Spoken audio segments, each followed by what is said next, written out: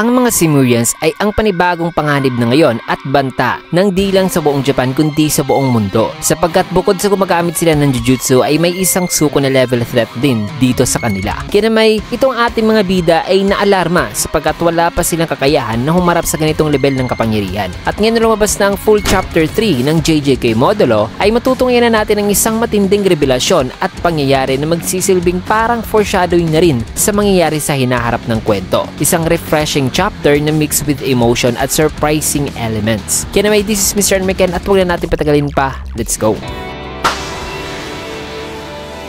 Ang pamagat ng chapter ay Swimming in the Forest. At nagsimula ang chapter dito kina Usame na naglalakad na sabi nito na isang man-eating shark daw ang nagpagala-gala ngayon. Sabi naman ni Tsurugi na mukhang inassign tayo ngayon para patayin ito. Nasabi naman ni Yuta na pating, di ba trabaho naman yan ng mga gobyerno? Na bakit di raw ang gobyerno ang humandle sa case na ito? Tanong naman ni Tsurugi na kailangan ba raw talaga na magpadala ng mga sorcerers doon? Sagot naman ni Usame na ang pating ay namataan daw sa Gifu. Sabi naman ni Yuka na Gifu Prefecture? Eh wala namang dagat doon, di ba? Ayon naman kay Tsurugi na baka napadpad lang daw sa ilog ang pating na yon. Sagot naman ni Usame na hindi. Ang pating daw na ito ay lumalangoy daw talaga sa kagubatan. Sabay ipinakita itong pating mga kaibigan na nakalutang sa gitna ng kagubatan. Natawa talaga ako sa panel na ito kasi reference ito sa meme na ito mga kaibigan. Anyways, minutes later ay sumakay na si Tsurugi sa tren papuntang Gifu Prefecture. Na habang nakaupo ay iniisip pa rin ni Tsurugi ang sinabi ni Cross sa kanya noon na huwag mo akong kausapin. Na ang buong akala ni Tsurugi ay si Maru yon. Kaya sabi pa niya na tungkol daw sa mga cursed spirits. Ang mga cursed spirits ay nag-a-appear lang daw sa Tokyo. Tanong naman ni Maru na cursed spirits. Sabi naman ni Tsurugi na ha? Mukhang may gana ka ngayon makipag-usap pa. Di naman alam ni Maru kung anong ibig sabihin dito ni Tsurugi. Nasabi pa nito na kahit isa ka ring sorcerer ay di mo pala alam ang tungkol sa cursed spirits. Kaya paliwanag naman ni Yuka na ang mga cursed spirits ay ang mga being raw na nabuo mula sa paglilik ng cursed energy sa mga tao. Na ang mga cursed spirits ay ang explanation daw mismo sa mga multo,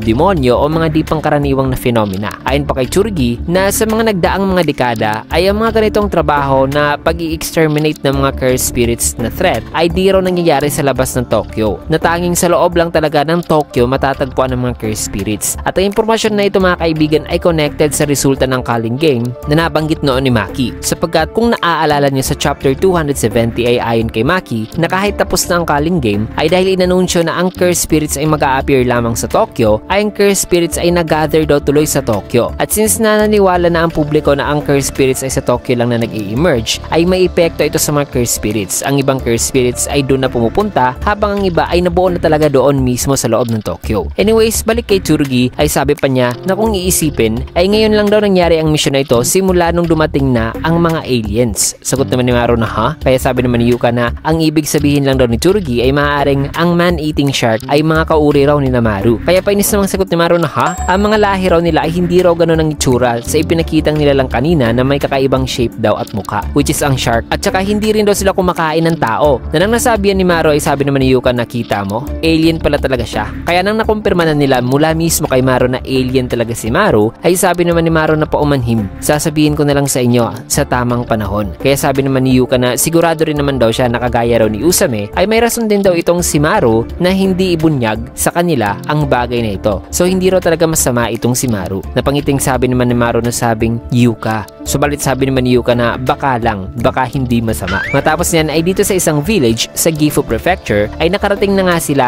dito sa location at nakausap nila ang ilan sa mga naka-witness. Na ayon sa kanila na may 2 biktima na raw ang man-eating shark na yan. At may 3 tao na raw naka-witness. Ang mga katawan naman daw ng biktima ay ginutay-gutay daw ng pating. At saka wala din ng tubig na malapit sa lokasyon kung saan nangyari ang pag-atake. May kita naman na si Yuka lang ang mag-isa dito na in-interview ang mga ilang witness. Nasabi pa niya rito na mukhang mahirap po itong sabihin na. Pero di po ba kayo nagkamali lang ng nakita? Sagot naman ng matanda na paumanhin pero nakita ko talaga. Hindi ako nagkakamali kahit sa gabi ko yun nakita kasi matalas pa raw ang kanyang mga mata. Na in reality, ang mga mata niya mga kaibigan ay may cataracts na pala. Matapos niyan ay nakipag-communicate naman si Yuka through sa high-tech nilang device. Nasabi nito na oo, sa tingin ko ay nagkamali lang sila. Kasi ang autopsy raw sa katawan ng mga biktima ay di raw tugma sa sinabi ng mga witness sapagkat ibang-iba raw ang bite marks nito na may similarities daw tuloy sa bite marks ng mga bears at iba pang hayop. Kaya i-check na lang daw muna niya ang iba pang naka-witness at saka na lang daw siya hahabol sa kanila. Nasabi pa ni Tsurugi kay Maru na narinig mo ang sinabi niya. Napaisip naman si Maru na sabi naman ni Tsurugi kay Maru na sana ay di nyo rin ginagawa ang bagay na ito dito sa Japan. Tanong naman ni Maru na ano bang ibig mong sabihin dito. Kaya inalala ni Tsurugi ang sinabi sa kanya ng curse user na singin niya ay nagsimula na rang mang-invade ang mga alien dito. Kaya sinabihan niya si Maru na ang tinutukoy ko ay kung nang-i-invade na ba kayo rito ng patago. Bagay na gumulat naman kay Maru na sa kanyang isipan ay sabi niya na yan na nga raw ang bagay na sinusubukan niyang pigilan hanggat sa maaari. Kaya sinabihan niya si Tsurugi na hoy, at paano ka pa ngayon? Ganito ba talaga ang morality ng mga tao na nagkikipag-usap sila sa mga alien sa ganitong paraan? Sagot naman ni Tsurugi na ha,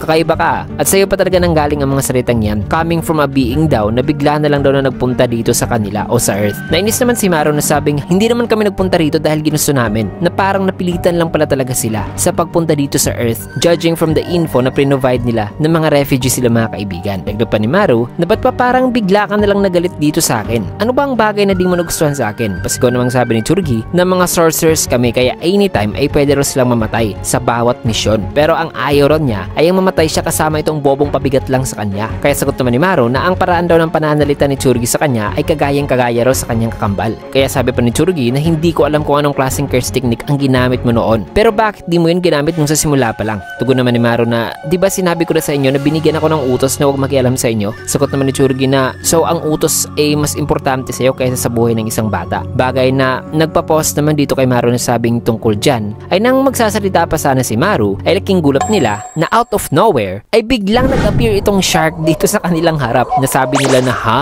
Isang pating? Kaya naghanda naman si Tsurugi na sabing tumabi ka. Sabi naman ni Maru na teka muna, kung gagamitin mo yan sa lugar na ito ay makakabuo ka lang ng sunog dito sa kagubatan. Kaya napahinto na lang si Tsurugi na sabi sa kanyang isipan na may punto nga siya. Kaya sinigawan naman niya si Maru na sabing na kung ganun ay dapat may gawin ka rin dito. Wala ka talagang silbi. Sagot naman ni Maru na gaya ng ano. Kaya with no choice ay niyakap ni Maru ang pating at sumabay sa pagkaripas nito. Nasabi naman ni Maru kay Tsurugi na sa ganitong paraan ay mapuputol mo na ang katawan nito, di ba? Nang hindi gumagamit ng apoy. Sagot naman ni Tsurugi na wag mo ako maliitin. As if naman ay kailangan ko ng tulong mo para magawa ito. Sabalit na bigla naman si Maru nang biglang lumabas ang isang mukha ng middle-aged man na sabi kay Maru na ngayon ko lang nakita ang pagmumukha nyo. Labis naman ang pagkagulat ni Tsurugi at Maru na napasigaw na sabing isang matandang lalaki. Matapos yan ay dito na nagpaliwanag ang lalaki na sabing hindi ako matanda. 46 pa lang ako mga bata. Sagot naman ni Tsurugi na nasa matandang range na yan eh. Pero bago muna yan ay kung naghahanap kayo ng isang platform o app na kung saan ay pwede kayong manood ng anime mga kaibigan at hindi lang anime pati na TV shows at movies, eh ang lahat ng yan ay available dito sa UCine.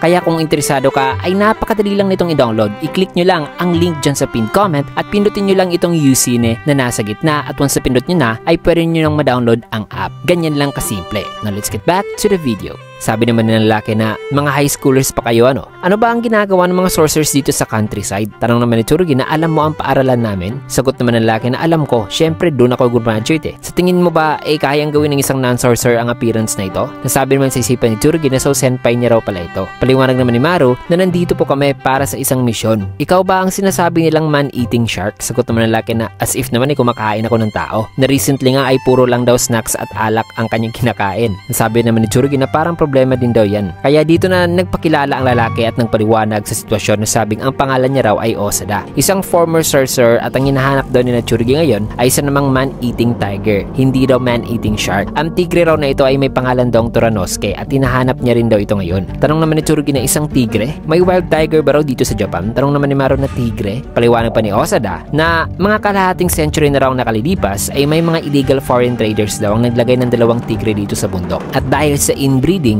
ay nagkaanak raw ito at ang apo naman ng dalawang tigre noon ay si Toranosuke daw. Isang matalinong tigre na kahit bata pa ito ay nagkakaintindihan na kaagad sila non-verbally na kahit eye-to-eye contact lang daw. Subalit dahil daw sa paranormal fund, ang solar dito na nawalan daw sana ng enerhiya at di na ganong gumagana pa dahil sa luma na rin ito ay ni-repair daw. Kaya nang gumana na ulit ito na parang bago ay mga additional daw na init na pinuproduce ng solar power na ito ay ang siyang nagpatuyo raw tuloy sa mga ilog dito sa gubat, na kung wala raw ang tubig sa ilog ay ang mga buhay sa kagubatan ay mawawalan din daw talaga ng main source of energy at magre-relocate, dahilan na wala na ring madalas na nakikitang pagkain ng tigre na si Toronosuke. Kaya si Toronosuke ay bumaba raw sa bundok para maghanap raw ng tubig at pagkain ng mga hayop din. At yan daw ang dahilan na nakita raw itong si Osada ng mga tao kasi balak niya raw sana noong pigilan si Toronosuke, na yun daw ang buong istorya rito. At itong kanyang curse technique daw na science technique ay may kakayahan naman daw magpalabas ng ability ng isang nilalang na kanyang suot-suot. Kaya wag daw sanang i-blame ni Tsurugi ang mga villagers na mali talaga ang kanilang na-report. So ang curse technique pala ng sorcerer na ito ay isang science technique na similar kay Ino, na kung saan ay nagagamit nila ang ability ng isinamon nilang nilalang. Kaya lang dito sa sorcerer na ito ay isang hayop ang kanya nasasamon at parang nakakapag-take form siya sa kanyang isinamong hayop. Baka nga ay ang taong to ay anak pa ni Ino. Matapos niyan ay sabi pa ni Tsurugi na hindi naman daw niya biniblame ang mga locals dito, na parang itong si Osada pangaraw ang kanyang biniblame ngayon kasi ito lang daw ang nagpagulo sa sitwasyon. Sabi naman ni Osada na still hindi raw niya papatayin si Toronosuke, gusto lang daw niya itong i-rescue. Sagot naman ni Tsurugi na ang mga nilalang na nakapatay na at nakatikim pa ng laman ng tao ay dapat na raw patayin, especially sa mga hayop na nakapag-develop na raw ng taste sa isang human flesh. Sagot naman ni Osada na alam naman daw niya yan, pero may sariling rason din daw kasi siya na dahil sa mga tao ay bumaba raw si Toronosuke sa bundok at ngayon ay papatayin lang daw ito dahil mismo sa ginawa ng mga tao. Dadab pa niya na ang kanyang bahay ay malayo raw sa area ng mga villagers at di raw pumupunta o lumalapit sa kanyang bahay ang mga locals dito. Kaya sabi naman ni Tsurugi na so sinasabi mong balak mong bantayan ang tigre habang nasa bahay ka. Sagot naman ni Osada na isa kong sorcerer bata, ang pagbabantay daw ng isa o dadalawang tiger lamang ay sisiw lang daw sa kanya. Sagot pa ni Tsurugi na hindi po yan pwede. Tugon naman ni Osada na kung ang pag-uusapan lang daw yung pag-iingat sa ecosystem ay matagal na raw sana niyang pinatay ang mga grandparents ni Toronosuke, pero mas pinili niya raw makipag-coexist at hanggang ngayon ay hindi raw magbabago ang kanyang desisyon na yan, na nang nasabi yan ni Osada ay sabi naman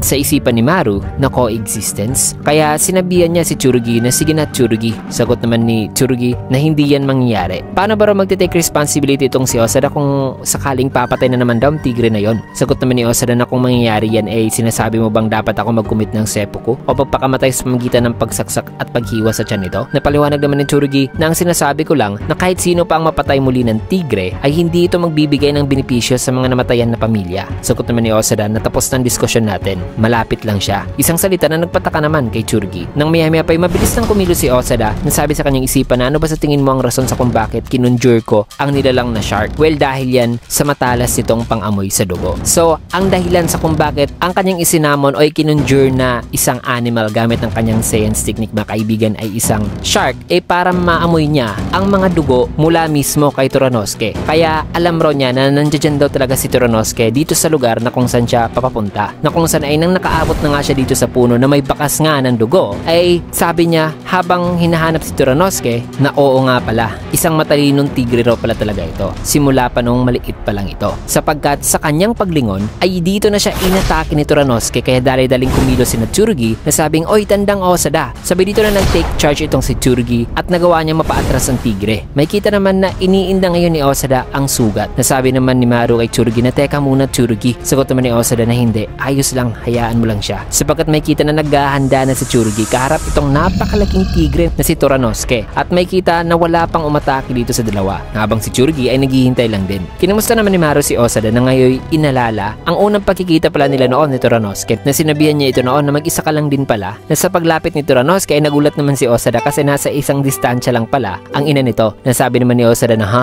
di ko napansin ang ina mo ah. Well, ang mga magulang ay yun na raw talagang namamatay, pero ang pagiging mag-isa ay hindi naman daw talaga masama at siguradong mas magpapalakas daw ito kay Toronosuke. Sabay hinawakan niya ito at sinabihan na pero kung sakaling di na raw nito alam ang gagawin nito in the future ay pwede naman daw itong pumunta dito sa kanya. Subalit sa paglipas ng panahon nang lumaki na itong si Toronosuke at nung nagpunta raw ito muli sa kanyang area ay inisip niya raw talaga noon na baka may chance pa, pero walang ni katiting na dating Toronosuke ang kanyang nakita sa isang tigre na ito, na nag-iba na raw talaga si Toronosuke na hindi na ba raw talaga ito matutulungan pa ngayon. Kaya dito na sa present ay umiyak na lang si Osada na sabing patawad Toronosuke. Sabay sinabihan niya si Tsurugi na siguraduhin mo lang na hindi na siya magdudusa pa, pakiusap. Sabay dito na umatake si Toronosuke na kung saan ay drinona ni Tsurugi ang kanyang katana at naririnig ang pagbagsak ni Toronosuke. Matapos niyan ay may kita si Maru na nakatutok sa patay na tigre. Dito naman kay Osada ay humingi naman siya ng paumanhin kay Tsurugi na ito parang kanya nautusan sa pagtapos sa tigre. Sagot naman ni Tsurugi na ginagawa niya lang daw ang kanyang trabaho. Ayon naman kay Osada na isa ka talagang sorcerer. Matapos yan ay nilapitan naman ni Tsurugi si Maru at tila ba'y nalulungkot ito ngayon. Subalit nagulat naman si Tsurugi nang nagsalita itong si Maru na sabing inassign daw siya rito para kumuha ng impormasyon sa kanila upang ma-determine daw nila kung kaya ba nilang makipag-coexist daw sa mga Earthlings o hindi. Dagdag pa niya na ang kanyang technique ay nakashare daw sa kanyang kakambal. So pwera na lang daw sa mga emergency circumstances ang kanyang curse technique ay di raw talaga pwedeng gamitin. Nang nabanggit naman ni Maru ang tungkol sa kanyang kakambal ay dito na na-realize ni Tsurugi na ang kakambal pala ni Maru ang kanyang nakausap noon. Naroon pang paliwanag ni Maru na malalaman daw kasi ng kanyang nakababatang kapatid o kakambal kung ginagamit raw nito to some extent ang kanyang curse technique. Kaya nagdadalawang isip daw siya noong gamitin ito. Kasi kung mapipilitan daw siyang gumamit ng kanyang curse technique ay baka iisipin daw ng kanyang kakambal na nalagay daw siya sa isang panganib at baka mag-iba raw tuloy ang impresyon nito sa mga Earthlings. Kaya hindi naman daw niya sinasadya na magmukha raw siyang walang pake sa buhay ng isang bata noon. Kaya humihingi siya rito ng paumanhim. Kung kaya umupo na lang si Tsurugi sa tabi ni Maru na sabing allowed ka ba talaga sa pagbunyag sa mga impormasyon na yan dito sa akin? Sagot naman ni Maru na hindi, pero maa-appreciate niya raw kung itatago raw ito ni Tsurugi. Tanong naman ni Tsurugi na kung ganun ay bakit binunyag mo ito sa akin? Sagot naman ni Maru na kasi gusto raw niyang makisama at maging kaibigan nila. Na itong tigre raw at sila ng mga Simurians o mga aliens ay di raw gaanong nalalayo, pero di gaya raw ng tigre ay sila naman daw ay kaya raw makipag-communicate through words o gamit ang salita. Kaya gusto niya raw itong gamitin para i-express daw sa kanila sa kung sino raw talaga siya at sino raw talaga sila ng mga alien. Maya-maya pa'y sa isang damo ay may lumabas naman na isang maliit na tigre na maaaring anak ni Toranosuke. Kaya naganda naman si Tsurugi, kaya kinabahan naman itong si Maru na sabing, Tsurugi, teka, may kita naman si Osada na nakuha ang atensyon sa pagsigaw ni Maru. Subalit kinuha lang pala ni Tsurugi ang tigre at ibinigay ito kay Osada na sabing, tandang Osada, this time ay wag mo na siyang pakawalan pa. Kaya niyakap naman ni Osada ang tigre habang umiiyak na sabing oo. Tinanong naman ni Maru si Tsurugi kung ayos lang ba raw ito. Sagot naman ni Tsurugi na hindi na raw yan importante pa. Wala raw nakakaalam sa kung anong mangyayari sa tigre at kay Osada sa hinaharap. At ganoon din daw sa kanila na sa mga Simurians at Earthlings mga kaibigan na di talaga nila malalaman kung ano ang mangyayari sa future. Pero ayon dito na ang future na yan ay nangyayari na raw. Nasabi pa ni Maru habang ngumingiti na oo, tama ka. Matapos niyan ay dito naman kay Yuka nakausap itong mga matatandang naka-witness habang inoferan siya ito ng tea ay sabi nitong isa na nakikita ko talaga ang sarili ko sa iyo noon. Sabi pa ni Yuka na